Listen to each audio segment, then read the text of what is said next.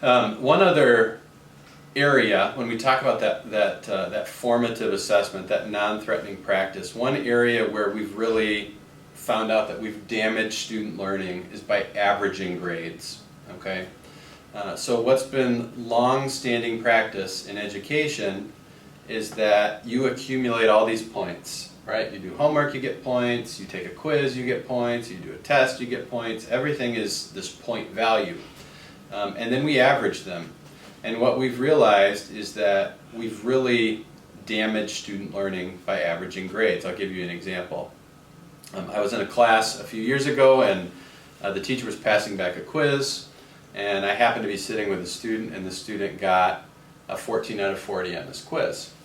And it was a new student to Grand Rapids Christian, a student, it was early on in the year, and so right away I could just see defeat on this student, right? The message to the student was, you're not a good learner, maybe you don't even belong here, you're not going to cut it, okay?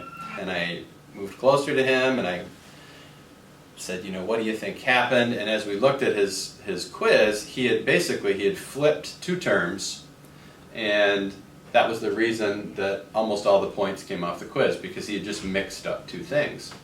And so I was interested in this and could tell he was really defeated, but I stopped and talked to the teacher after, and I said, so what's going to happen the student's grade? And the teacher said, well, it'll go in the grade book, and he's going to be at an E for a while, because 14 out of 40, that's under 50%, and it's going to be hard for him to recover. But if he does really well on the test, he'll probably could get back in like the C or D range, and then if he works really hard all semester, he might be able to get back in the A range. Not likely, but maybe. And so I said to the teacher, do you think that the student now knows the learning target? And the teacher said, oh yeah, he'll probably never forget that as long as he lives. And so my question was, so you're going to put this in the grade book as a 14 out of 40 on this learning target, but you now have a lot of confidence that the student actually knows the learning target.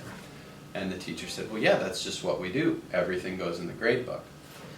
And so what should have happened there is, after the teacher taught the learning target, gave a homework practice, the teacher should say, class, we're going to have a formative assessment on this target tomorrow. It's going to be a great opportunity for us to figure out where you're at in your learning. Some of you got it already. I could tell that right when I taught it, but some of you need more practice. And so the purpose of the formative assessment is for you to figure out where you are. And if you're not where you want to be, you're not where I want you to be, we're going to keep working at it. And that just shifts the way the student thinks about mistakes, right? When I know that my mistakes can lead to future learning, then I'm excited to get results. I'm not afraid of what's coming, but I know that the teacher's going to work with me. Any other area in life other than school, when you practice something and you make mistakes, your practice leads to success later on. And our practice of averaging grades was not allowing for students to make mistakes early on in their learning.